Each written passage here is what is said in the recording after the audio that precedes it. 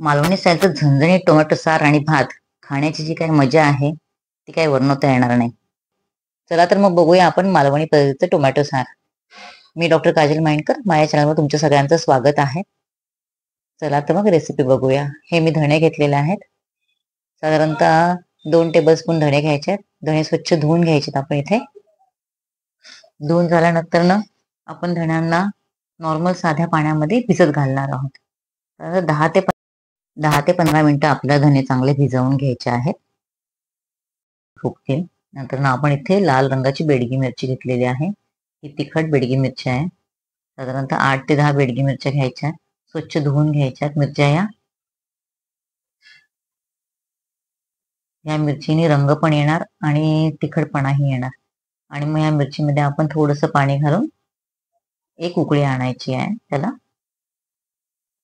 तोपर्यंत आपण ओल्या नारळाला खाऊन आपण एक कपभर आपण हा ओल्या नारळाचा कीस घेतलेला आहे आणि ते 5-6 टोमॅटो घेतलेले आहेत आणि 15 आपण लसणाच्या पाकळ्या घेतलेल्या आहे आणि हा एक कांदा आहे तो बारीक कापून घेतलेला आहे.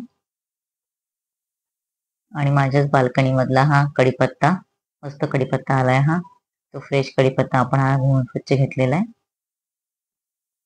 कढीपत्त्यामुळं खूप छान चव लागते आणि हे तिरफळ आहे.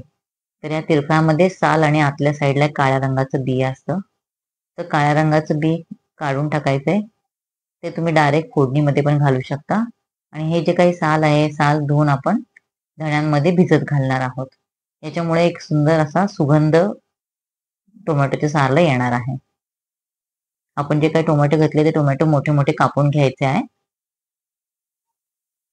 खूप बारीक कापायची गरज नाहीये, कारण की आपल्याला हे भाजायचंच आहे. त्यामुळे असं आपण हे सगळे टोमॅटो कापून घ्यायचे आणि कापून झाले की हे टोमॅटो पॅन मध्ये भाजून घ्यायचे आहेत. याच्यामध्ये तेल वगैरे टाकायची गरज नाहीये, हे ड्रायच भाजायचे. चांगले रोस्ट करून घ्यायचे ते टोमॅटो. रोस्ट केल्यामुळे त्याची चव खूप चांगली लागते. काही काही लोक रोस्ट न करता डायरेक्टली कच्चेच टोमॅटो घालतात. आपण आता मसाला बनवणार आहोत. तर हे आपण जे काही 15 ते 20 मिनिटं भिजत घातलेले जे काही धणे आहेत ते धणे घ्यायचे आहेत त्याच्यामध्ये. आणि ह्या भिजत घातलेल्या लाल मिरच्या चांगल्या गरम पाण्यामुळे चांगल्या मस्त भिजलेल्या आहेत ह्या मिरच्या, बेडगी मिरच्या. आणि ज्या पाण्यामध्ये आपण भिजत घातलेले तेच पाणी आपण वाटपाला यूज करणार आहोत. तर थोडं पाणी घालायचं आहे आणि चांगलं सॉफ्ट असं वाटून घ्यायचं आहे. तोपर्यंत आपले टोमॅटो पण चांगले भाजून झालेले आहे. गॅस बंद करायचा टोमॅटोचा. इथे बघू शकता टोमॅटो चांगले भाजलेले आहेत. इथे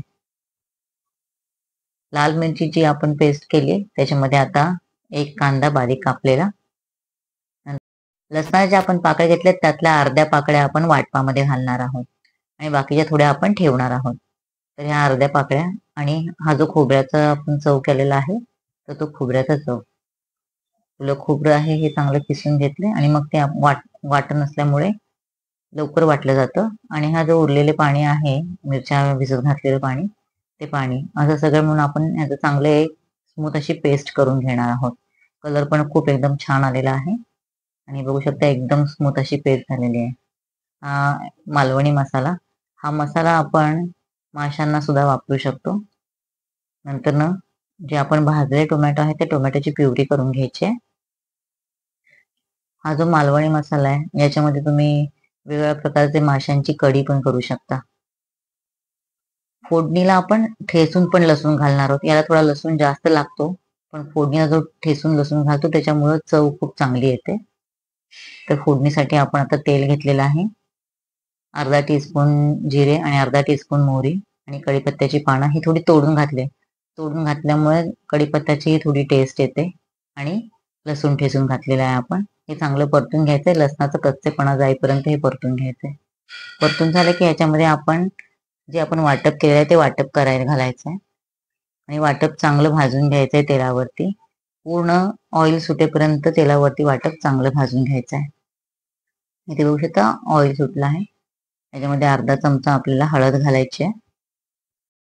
मसाला चांगला तेलामध्ये भाजून झाला की असं हे कडेला ऑइल सुटलेलं आहे. हे ऑइल सुटल्यानंतर ना ह्याच्यामध्ये आपण अर्धा कप पाणी घालणार आहोत.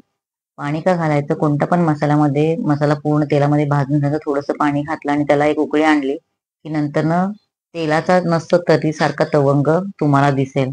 तर तुम्ही नॉर्मल भाज्या जेव्हा कराल ना त्याच्यामध्ये सुद्धा तुम्ही हे असं करू शकता. आणि मग आपण आता हे टोमॅटो प्युरी घालून व्यवस्थित मिश्रण सगळं मिक्स करणार आहोत. एक उकळी आली याला किंवा तुम्हाला ज्या थिकनेसचं टोमॅटोचं सार हवंय त्या हिशोबाने तुम्हाला ह्याच्यामध्ये पाणी घालायचं आहे. तुम्ही नॉर्मल सुद्धा पाणी घालू शकता किंवा पाणी गरम करून सुद्धा घालू शकता.